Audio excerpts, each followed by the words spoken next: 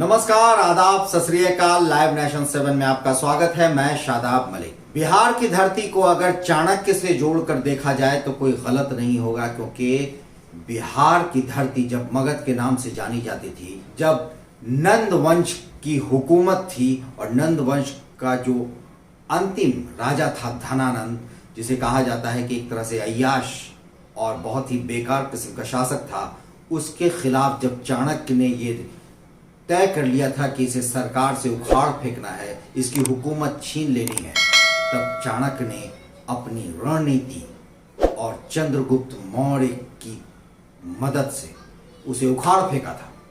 और तब से चाणक्य को एक बड़ा रणनीतिकार माना जाता है और उनकी किताब को, जो राजनीति पर है, अर्थशास्त्र को कहा जाए तो पॉलिटिक्स की सबसे बड़ी किताब मानी जाती है। और अगर मौजूदा दौर की बात करें तो हम चाणक्य कह सकते हैं प्रशांत किशोर को, क्योंकि प्रशांत किशोर जो बिहार से ही ताल्लुक रखते हैं, बिहार के रोहतास में 20 मार्च 1977 को पैदा होने वाले प्रशांत किशोर, जिनका जन्म रोहतास में हुआ, मगर उनके पिता डॉक्टर थे और वो बक्सर शिफ्ट हो गए और वहाँ उन्होंने शुरुआती अपनी पढ़ाई की और वो शुरुआत में बक्सर में रहे।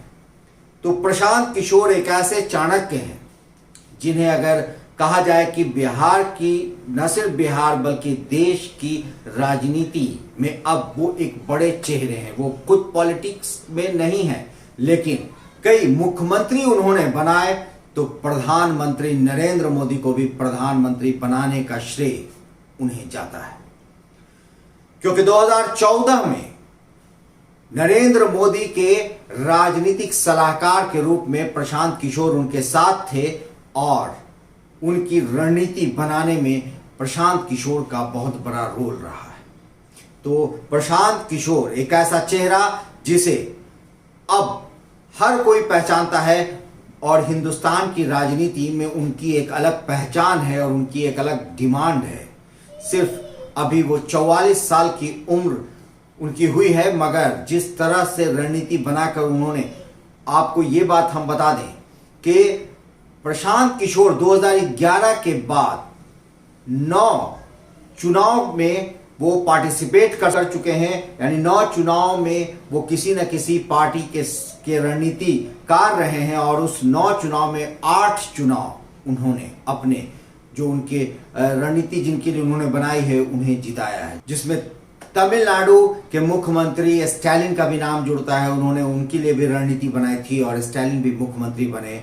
मुख्यमंत्री नीतीश कुमार के साथ भी पीके जुड़े रहे और 2014 में वो नरेंद्र मोदी के राजनीतिक सलाहकार बने और नरेंद्र मोदी को पहली बार प्रधानमंत्री बनाने में उनका भी बहुत बड़ा योगदान रहा।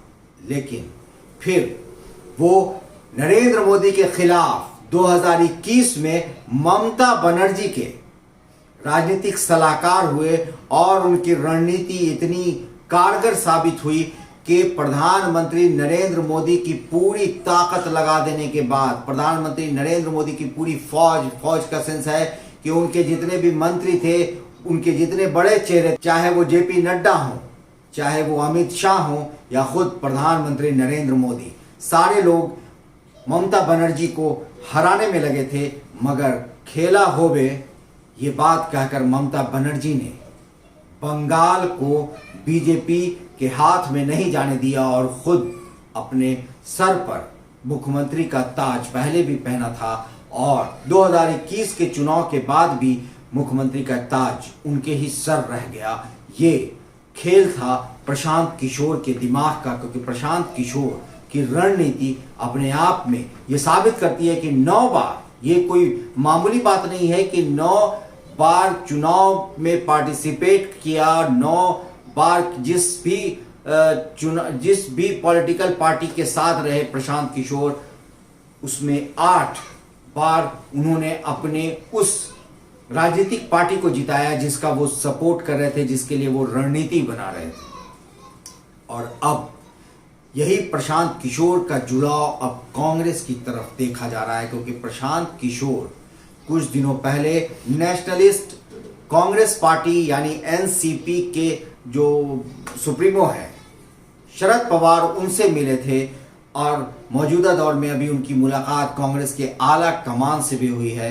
और अब एक बीच में ये कयास भी लगने लगे कि प्रशांत किशोर कांग्रेस ज्वाइन करने वाले हैं, जबकि प्रशांत किशोर ने इसकी का एक तरह से खंडन किया है कि वो कांग्रेस नहीं ज्वाइन कर रहे हैं। लेकिन इतना तो जरूर नजर आ रहा है कि प्रशांत किशोर विपक्ष को एक तरह से एकजुट शायद करने में लगे हैं। और अगर प्रशांत किशोर फिर एक रणनीतिकार के रूप में प्रधानमंत्री नरेंद्र मोदी के खिलाफ विपक्ष को तैयार करने में अगर जुट रहे हैं, तो कहीं ना कहीं ये मामला सामने आ रहा है कि प्रशांत किशोर कोई अब मामूली हस्ती नहीं है, एक बड़े रणनीतिकार हैं। तो अब ये तो वक्त के साथ तय होगा कि क्या होगा। ममता बनर्जी भी दिल्ली पहुंच गई हैं और ममता बनर्जी दिल्ली में एक्टिव हैं।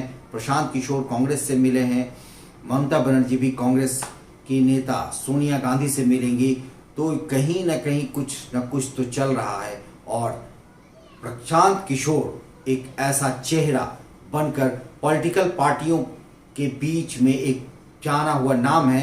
उनकी ऊंचाई का अंदाजा आप इसी से लगा सकते हैं कि उन्हें नेटफ्लिक्स ने, उन्हें शाहरुख खान तक ने फिल्म में काम करने या उन पर फिल्म बनाने के लिए एक तरह से उन्हें ऑफर किया कि उन पर फिल्म बनाया जाए।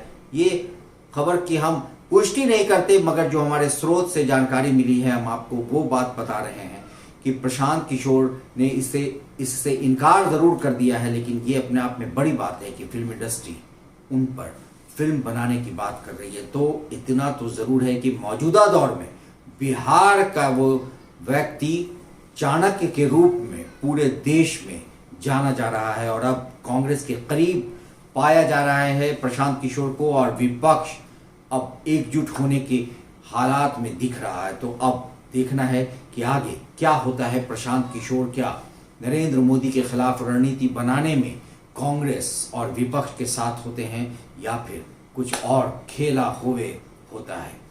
खबरों के अपडेट के लिए बने रहिए हमारे साथ, देखते रहिए हमारा वीडियो। अगर आपने हमारा वीडियो पसंद किया तो हमारे चैनल को सब्सक्राइब करें। अगर आप फेसबुक के जरिए देख रहे हैं तो पेज लाइक करना ना भूलें। धन्यवाद।